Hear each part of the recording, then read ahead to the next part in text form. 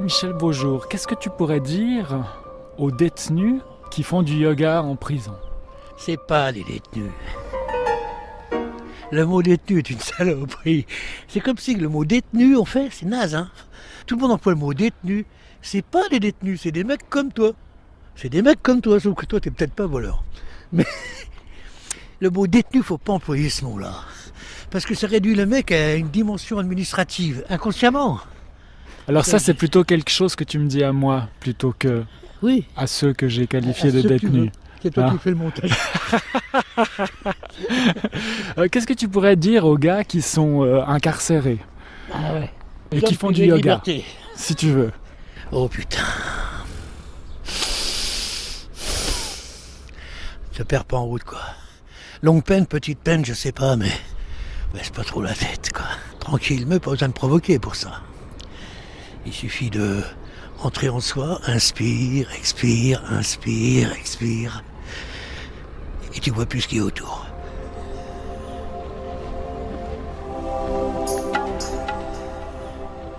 Ennemi public numéro 1, c'est ainsi que les médias ont pendant plusieurs années qualifié Michel Beaujour.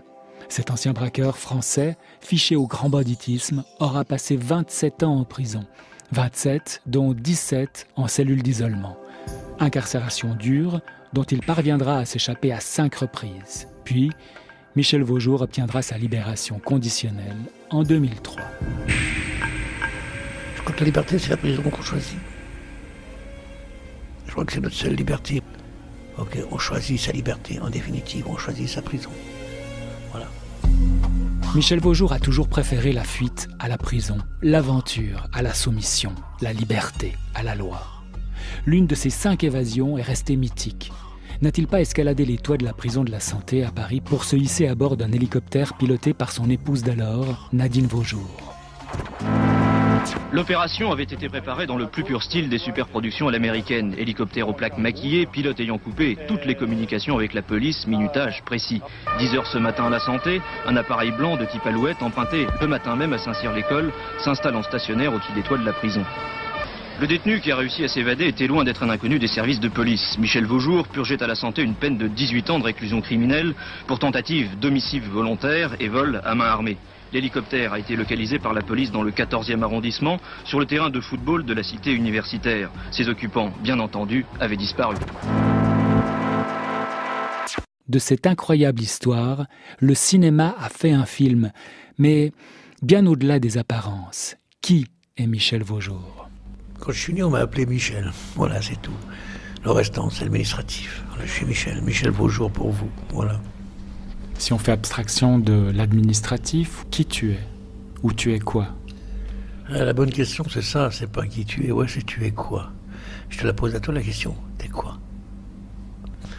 C'est la bonne question, c'est la question qu'on doit se poser à peu près toute sa vie, par-delà toutes les certitudes. T'es quoi? Oh. La communauté a décidé qu'on était des hommes. Mais il faut essayer de le devenir, quoi. On devient ce que l'on fait, je le crois profondément. Je pense que l'outil du yoga, c'est ça. Le véritable yoga, c'est un outil de transformation absolue, je dirais. Alors parle-moi de ta transformation. Ah, ma transformation. En gros, je peux te résumer. Avant, j'aurais pu être facilement un tueur. Quelqu'un qui te coupe la gorge tranquillement, qui essuie la lame, qui nettoie ce qu'il y a sur lui. Okay.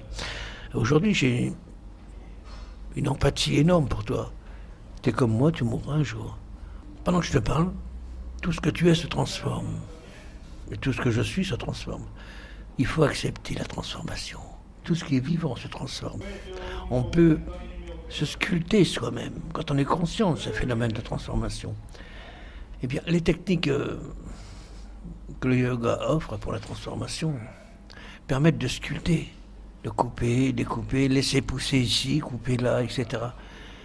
En fonction de l'idéal d'être vers lequel on tend.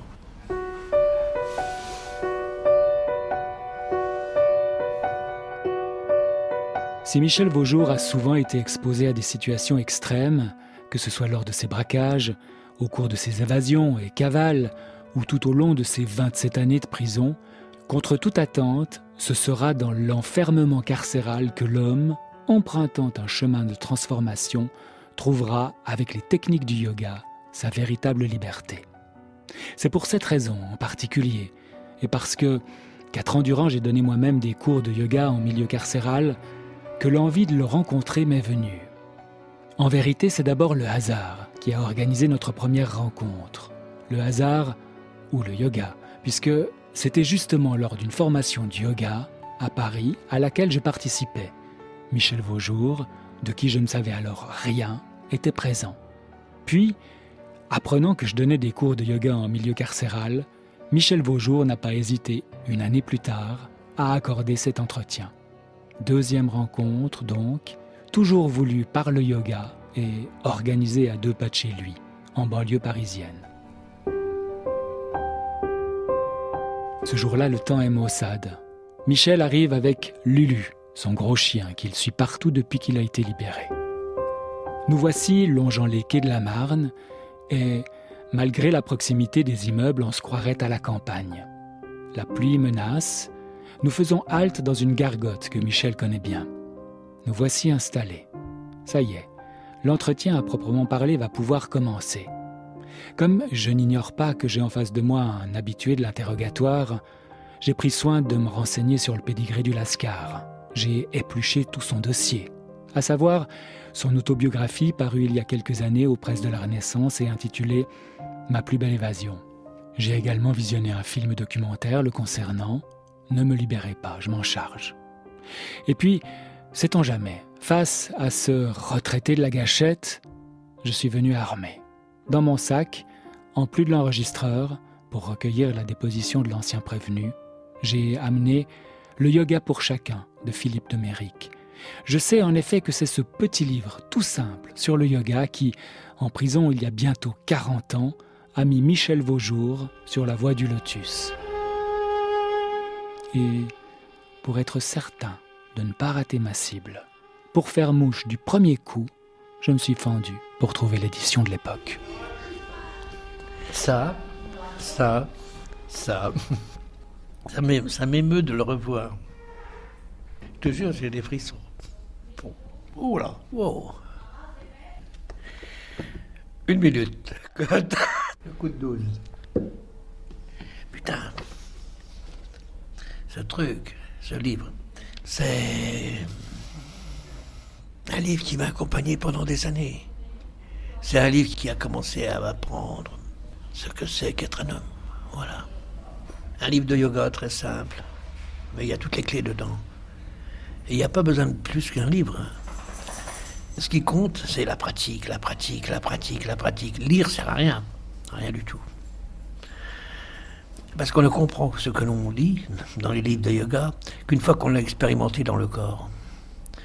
Mais par contre, le fait, c'est vrai, de le lire avant fait que quand on l'expérimente dans le corps, on le reconnaît. Voilà, vraiment. C'est en fait avec ce livre que le yoga est entré dans ta vie. Ah oui, complètement. Tu peux décrire où ça se passait? C'était une cellule de 9 mètres carrés, avec un lit en béton, une chaise en béton, une lumière au plafond 24 heures sur 24, aucune visibilité sur l'extérieur, une cellule fermée, aucun bruit, rien. Les seuls bruits que j'entendais, parfois c'était la nuit, c'était le bruit des hommes autour de moi qui étaient frappés, quoi. Un autre monde, quoi. Moi j'avais 25 ans et le yoga m'a permis d'être au-delà de ce qui m'entourait, quoi. 1 minute là, je prends 1 minute. Je ne peux pas savoir ce que ça porte, ce livre, pour moi. En fait, le yoga, c'est la science la plus profonde de l'homme. C'est pas un truc comme ça qu'on fait parce que c'est style, etc. Non, non, non. C'est l'outil qui est mis à ta disposition. L'outil de l'alchimiste, en vérité. Dans ce livre, d'abord, je crois savoir que ce qui t'a intéressé, c'était surtout l'aspect physique, les postures, départ, la souplesse. Oui, bien sûr, oui. Et au départ, c'était vraiment pour parfaire une forme physique qui me laissait la possibilité de m'évader. Je m'étais blessé une cheville. Et du coup, au lieu de faire les exercices de yoga que je faisais habituellement... Donc les exercices physiques, les asanas. Voilà. Et donc j'ai commencé à m'intéresser aux respirations, ne serait-ce que pour m'occuper un peu, quoi, parce que je ne pouvais pas rester à rien faire, j'étais complètement dans l'agitation. Voilà que ça a commencé comme ça, puis ça a pris de plus en plus de place jusqu'à emplir tout l'espace de la vie et de l'esprit, quoi. Des 9 mètres carrés n'étaient que ça. Alors, ton livre, Michel Vaujour, Ma plus belle évasion, je l'ouvre, page 143, et je lis...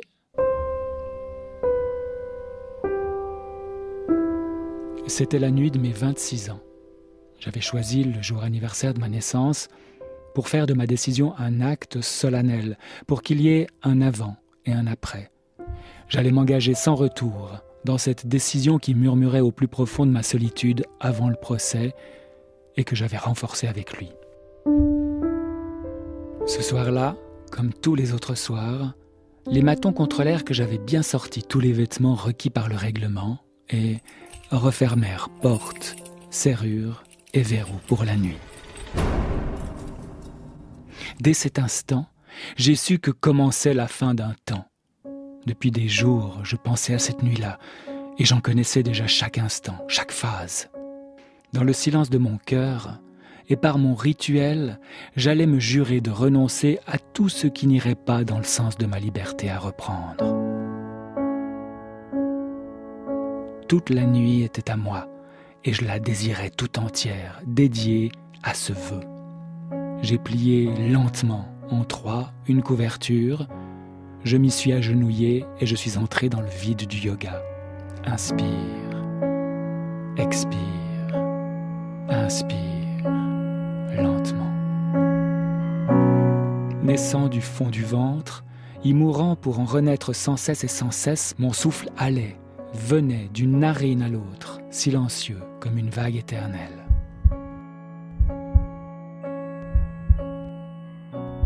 Les battements de mon cœur s'espaçaient, jusqu'à descendre à une 30aine de pulsations minutes. Inspire.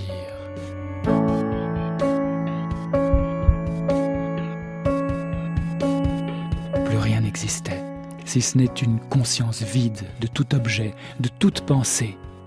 Ce décrochage de tout et de moi-même me plongea au plus simple, probablement à l'essentiel, à ce souffle qui, au premier instant de vie, inspire et qui, au dernier, expire.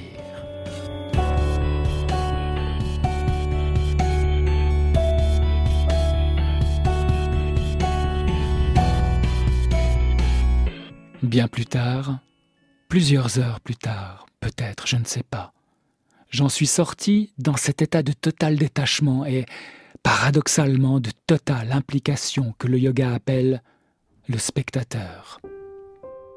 La ritualisation pouvait maintenant résonner jusqu'au plus intime de ma chair. Je me suis avancé jusqu'au lavabo dans ma nudité. J'ai lentement ouvert l'eau, pris le gant, le savon, les fait mousser et me suis lavé. Chaque aller et retour du gant sur mon corps, ma peau, me lavait de mes faiblesses de caractère, des trahisons envers moi-même qui avaient fait mon malheur. Ce n'était plus mon corps que je lavais, c'était cette autre chose au plus profond de nous-mêmes. Puis, j'ai pris le petit rasoir Bic et, dans l'esprit d'un moine prononçant ses vœux, j'ai rasé les longs cheveux bouclés dont j'étais si fier, les ai jetés dans les toilettes et j'ai tiré la chasse d'eau. Chaque chose à sa place.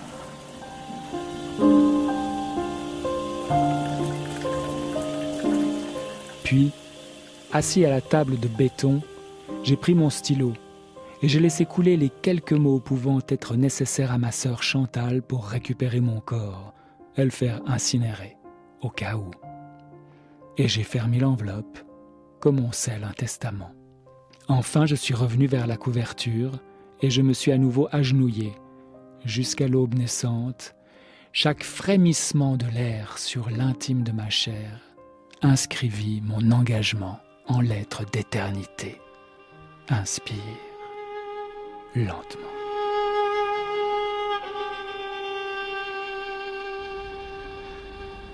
Je ne sais plus très bien de ce que j'ai écrit dans le livre, mais le truc c'était que je pense que c'est de ça, le peu que tu as lu là, je pense que c'est ça, je me rappelle pas bien. Je pense que c'est le vœu.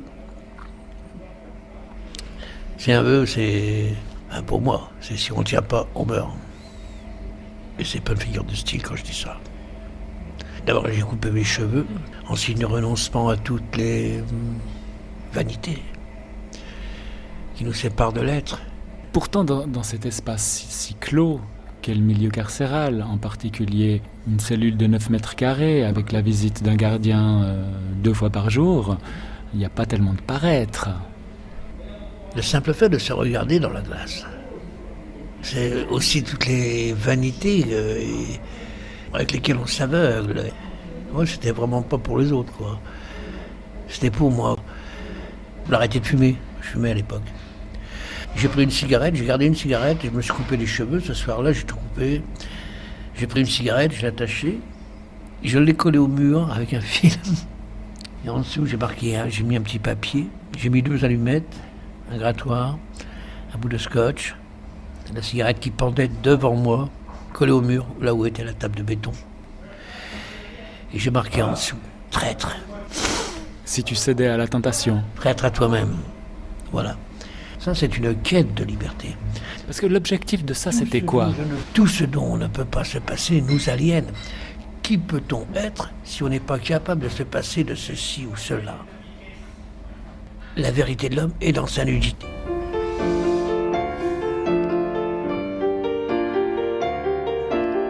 Au départ, le yoga, pour toi, c'est quelque chose qui va te servir à t'évader, à te battre, à combattre. Ça peut paraître, paradoxal avec ce qu'on peut penser ou croire ou admettre du yoga. J'avais un autre livre que celui-ci.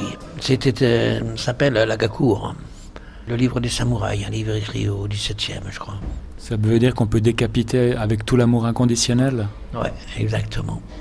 La Gakour, c'est ça. C'est le livre du samouraï. C'est une suite de petites paraboles d'attitude intérieure face aux événements de la vie. Voilà. Qui s'applique à toute chose et à toute époque. Et cette parabole, c'est par exemple, ça s'appelle la parabole de l'orage. Quand il pleut, tu marches, tu as 2 attitudes. Tu vas te cacher de porte en porte, te protéger un peu, reprendre de l'eau sur la tête et y aller. Tu dois y être à telle heure. Prendre l'eau sur la tête, tu vas continuer, mais tu vas ressortir, tu vas te protéger tout de suite, là, te cacher un peu. Tu subis, tu ne fais que subir. Voilà, tu as résumé la chose, je n'avais jamais pensé, mais c'est ça. Ou alors, tu marches tranquillement, détaché de l'eau qui te tombe dessus. De toute façon, tu seras mouillé. Voilà. Mais tu as résumé la chose d'une façon à laquelle je n'ai jamais pensé. C'est ça, c'est vivre l'événement ou le subir. Donc à l'époque, c'était ça. Et puis je suis tombé sur le yoga en plus, concret. Donc j'avais ce livre, La Gakour, un autre livre ensuite, d'où j'ai tiré toutes les techniques de combat nécessaires, et c'était des heures par jour. Tout, rien des trucs éminemment destructeurs, toi. Le yoga, en plus, pour parfaire le mental. Voilà. Parce que un samouraï pratique le zen. Voilà.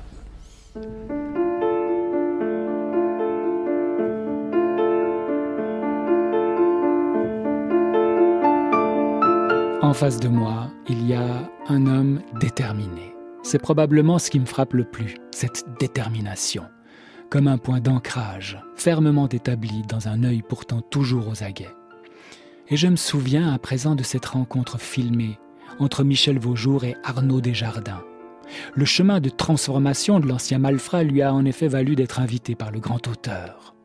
Avec Arnaud Desjardins, Michel Vaujour parlait de la mort. Un thème qui revient également à plusieurs reprises dans cette conversation que j'ai aujourd'hui avec lui. Il faut vivre ce qui nous advient, quoi. Vraiment le vivre et pas le subir, quoi. Le vivre comme une expérience de vie, une expérience formatrice. J'ai vécu ma mort de façon très intéressante. J'ai pris une balle dans la tête, toi. C'était vraiment intéressant. C'était l'expérience la plus importante de ma vie, sans laquelle j'aurais jamais pu me remettre en question. Donc c'est un braquage qui se passe mal, ou bien, ça dépend de quel côté on se place. En fait, quand je prends la balle dans la tête, à la base, je suis guerrier. Tu comprends ? Dans la fusillade, je cours pas, j'affronte. Tu comprends ça ? Pour moi, c'était comme une guerre. à ce moment-là, j'étais en accord avec moi. La première des règles de la vie que je te conseille, quelle que soit la chose, que tu sois truand, malfrat ou n'importe quoi, c'est d'être en accord éminemment profond avec toi-même, avec le plus intime de toi-même, et non pas avec en accord avec les lois ou les conneries comme ça, ou des règles morales de merde à 3 balles. Qu'est-ce qu'on a à foutre de ça fondamentalement? Avec le plus intime de toi-même, être en accord toujours avec le plus intime, le plus profond de toi. Assumer ce que tu as assumé pour être ce que tu es. Et quand j'ai pris la balle dans la tête, j'étais ce que j'étais. Et donc, j'ai très bien vécu ça. J'ai su que je ne me relevais pas, quoi. Je suis tombé à terre. Je me suis retenu à la voiture. Je me rappelle de ma gueule qui glisse le long de la voiture. Et quand je suis tombé à terre, j'ai su que c'était foutu. Je voulais pas tomber, je voulais me décrocher de ça, détacher de la chute. Mais c'est un peu comme si on coupait les jambes, parce qu'on peut pas se détacher d'une balle dans la tête, quoi. Je veux dire, c'est pas une attitude psychologique suffisante. Et donc je me suis retrouvé au sol et je savais que c'était foutu. Il y avait le sang qui coulait là. Il y avait des bouts de cervelle dedans, je voyais tout ça. J'étais bourré d'adrénaline, j'ai vu des morceaux de verre. La balle, avant de me toucher, elle traversait les vitres de voitures qui étaient dans le parking. J'ai vu les morceaux de verre passer au ralenti, mais c'était le ralenti, c'était pas du ralenti. C'était mon cerveau qui tournait à une vitesse au-delà de la normale, qui fait que tout était perçu comme au ralenti, quoi. Je veux dire, dans la fusillade, c'était comme ça. Le mec, il tirait une balle, j'avais l'impression de pouvoir en tirer 10. Ces moments-là, c'est comme ça, c'est comme du ralenti, mais c'est pas du ralenti. C'est tout le contraire. C'est que le cerveau a démultiplié sa vitesse. En fait, c'est la libération des plus profonds de toi, quoi. C'est la survie. Voilà. Et ça s'est éteint, j'ai plus vu clair. Il restait plus que... Le corps aussi a disparu, plus rien. Et il y avait une chose, c'était Louis, il me restait Louis. Alors, j'ai entendu un mec au-dessus qui disait, lui c'est pas la peine, il est déjà mort, allez voir au-dessus, il y avait un autre avec une balle dans le bras. Ça c'était un ami à moi qui a pris une balle aussi. Et quand l'autre il a dit ça, franchement, moi je suis en train de vivre quelque chose un accomplissement total. Total. Et aujourd'hui, si j'ai quelque chose dans la vie, un but dans la vie, fondamentalement, c'est que la prochaine fois que j'aurai à mourir, que je meure en accord avec moi-même. Et donc c'est aujourd'hui que je prépare ma mort.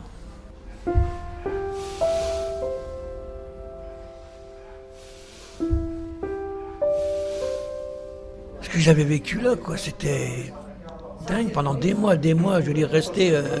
quand je suis sorti du coma, pendant des mois, j'ai compris que... En fait, la mort n'existait pas, quoi, que c'était... Qu'elle n'existe pas. Non. Qu'elle n'est pas ce qu'on croit, c'est ça? Ouais, c'est ça, qu'elle n'est pas du tout ce qu'on croit. Pas du tout. Là. Alors c'est quoi? Elle est quoi? Elle existe pour celui qui est extérieur à la mort, à celui qui meurt. Elle existe pour celui qui regarde l'autre qui meurt. Mais pour celui qui meurt, non. J'étais dans une paix infinie. L'éternité, c'était ça, en vérité. Alors après la balle que tu reçois dans la tête, tu vas quand même revenir à la vie dans un hôpital où tu te retrouves hémiplégique. Ouais. Ah ouais, expérience hyper intéressante. Hémiplégique. Alors tu décris ça comme une prison supplémentaire. Tu deviens vraiment prisonnier même de ton corps. Ouais. Hémiplégique, quoi. C'est difficile pour s'enfuir. Jusqu'alors, le corps a toujours été un outil et un allié absolument essentiel, quoi. Je veux dire, je faisais ce que je voulais de mon corps, vraiment ce que je voulais, quoi. À cette époque, j'avais le cœur, juste avant l'évasion de la santé, quoi. J'avais le cœur qui battait au repos, au relax, hyper relax. 37, 38, ce qui est très, très bas. J'étais physiquement hyper performant. Mais quand tu te retrouves hémiplégique à l'hôpital, là encore, c'est le yoga. Parce que là, j'ai en face de moi quelqu'un qui marche, qui parle. Qui n'arrête pas de parler, même. Et qui bouge pas mal. C'est aussi le yoga qui va te permettre, en quelque sorte, de recouvrer ta condition physique. Est-ce que tu peux expliquer ça? Comment t'as fait? Le yoga tel que j'ai rencontré, tel que à ce moment-là, je l'avais déjà vécu. C'était un yoga full-time, c'était du total. Je veux dire, j'étais très, très, très, très loin, beaucoup plus loin que ce que les salles de yoga peuvent t'enseigner. tu acquiers une connaissance intuitive des fonctionnements du corps. Tu peux jouer sur tout, de la même façon que tu peux jouer sur le mental, le psychisme. Et les techniques que j'ai employées à l'époque, parce qu'il n'y a pas eu une minute de rééducation, je suis sérieux. J'étais laissé livrer à moi-même. Par mesure de sécurité, ils ne voulaient même pas que... On m'a mis dans une prison hôpital et il n'y a personne qui s'approchait de moi. Alors, quelle technique est-ce que tu as employée ? Le voyage intérieur. Dans le yoga, j'avais appris, je sais, que dans le yoga, la moindre tension physique induit une tension mentale. La moindre tension mentale induit une tension physique. Voilà. Et c'est d'ailleurs là-dessus que s'appuie sur le yoga pour travailler sur le mental. Il travaille sur le corps, ce qui permet de travailler sur le mental. Voilà, c'est ça, c'est l'interaction entre les deux. Et donc c'était le voyage mental, c'était de voyager dans mon corps, dans tout le côté paralysé, quoi, à la recherche de la moindre perception. Et une fois que j'avais une petite perception de quelque chose, je l'activais, je le travaillais. Je l'activais, je le travaillais. Mais celui qui l'active et qui le travaille, c'est le cerveau. Et donc, une activation de la zone qui est lésée petit à petit, qui se régénère, etc. Et petit à petit, comme ça, sur des semaines et des mois, j'ai récupéré ce que j'avais à récupérer, ce qui était possible de récupérer. Ça revient à ce que je te dis, que le yoga est vraiment une science de l'homme, quoi. Vraiment une science très, très, très profonde. Le yoga, c'est l'outil de Dieu. Voilà ce que je veux te dire.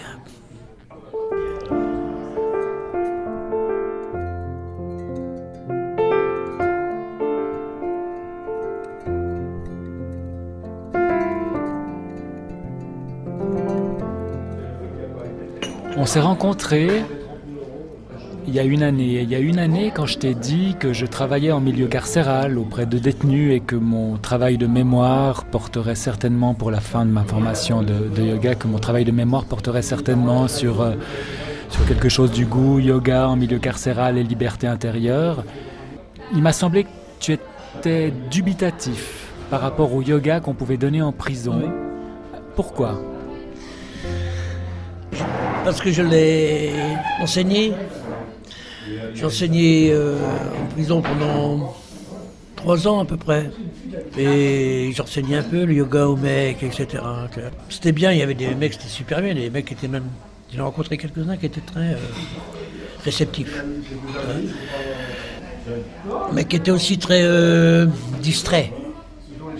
C'est-à-dire qu'ils pouvaient venir pendant quelques semaines et après c'est fini, ils partaient dans un autre délire, etc. Et puis après c'est encore autre chose. Et après... Comme une distraction. Ils venaient se distraire, ils venaient faire autre chose, mais sans l'idée de persévérance. Ouais, c'est ça un peu. Il n'y avait pas vraiment de perpétuation de la chose. J'avais du mal à assimiler que le yoga, c'était le yoga. On ne peut pas pratiquer le yoga comme on pratique le clairon, quoi. On va au yoga une fois par semaine, peut-être, mais le yoga est là 7 jours sur 7. Sinon, il n'y a pas de yoga. Voilà. Mais l'écueil que tu présentes et que tu as rencontré donc, en milieu carcéral, c'est-à-dire un petit peu de tourisme, si on veut bien, les gars venaient, ils repartaient, ok, mais ça, on peut le rencontrer aussi de la même manière, en dehors du milieu carcéral, dans les cours de yoga. Ah, mais c'est totalement ça. Mais... peut-être qu'il faut pas en demander plus. Le fait d'en demander plus, surtout en parlant de la spécificité du milieu carcéral, c'est déjà s'inscrire dans l'ordre d'une perspective de réinsertion, de blabla social et compagnie. Ça n'a rien à voir avec le yoga. Peut-être qu'il faut simplement se dire, voilà, là on offre 1 heure à quelqu'un, 1 heure qui lui permet de retrouver ses repères, de se recentrer peut-être, d'arrêter cette agitation avec des valeurs complètement dérisoires qui peut s'inscrire dans la détention. Tu vois. Peut-être qu'il ne faut pas aller au-delà. On ne va pas en faire un yogi éternel ni un grand sage. Le mec il va ressortir, il fera autre chose. Ce qu'il fera, ce sera son problème. Pourquoi vouloir que ça ait plus de sens pour eux que ça n'a là dans l'instant ? Alors c'est justement ça, vivre l'instant présent et puis rien attendre de plus et rien vouloir de plus. Tu es en plein yoga, quand tu penses comme ça, tu es en plein yoga. Parce que l'asana, qu'est-ce que c'est ? L'asana bien vu, bien vécu, comme il doit être, c'est être là dans l'instant et pas ailleurs, ni avant, ni après. Quand tu donnes un cours, tu dois le donner dans l'esprit du yoga, là. dans l'instant. Le yoga, c'est pour faire rencontrer des instants, quoi. Voilà, faire rencontrer des instants.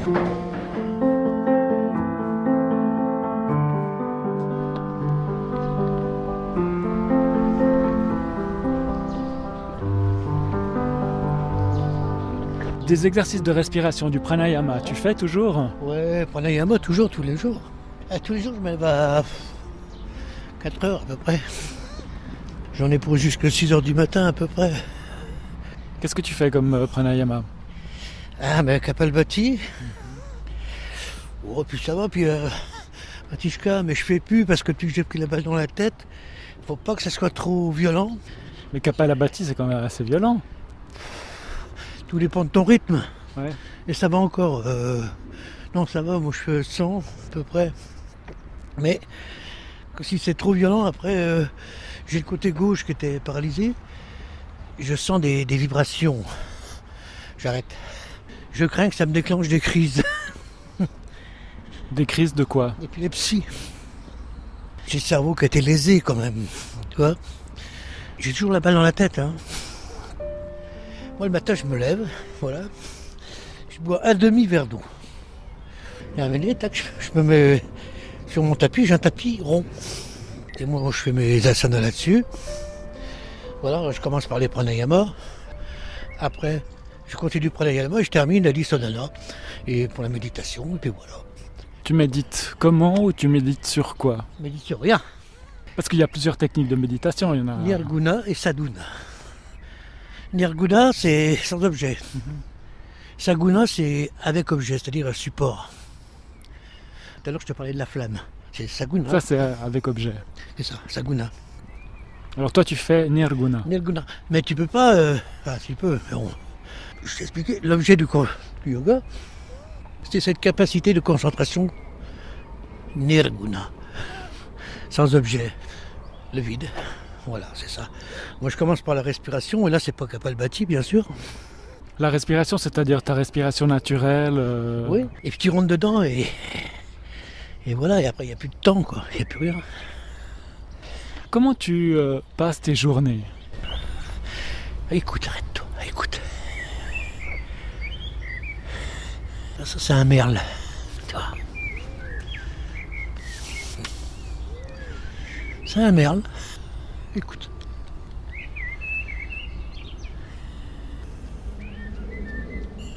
Alors c'est comme ça que quelqu'un qui a passé près de 30 ans en prison, dont 17 si ma mémoire est exacte, en quartier haute sécurité, donc en isolement, c'est comme ça que quelqu'un qui a passé tout ce temps incarcéré et qui est libre depuis 10 ans passe ses journées.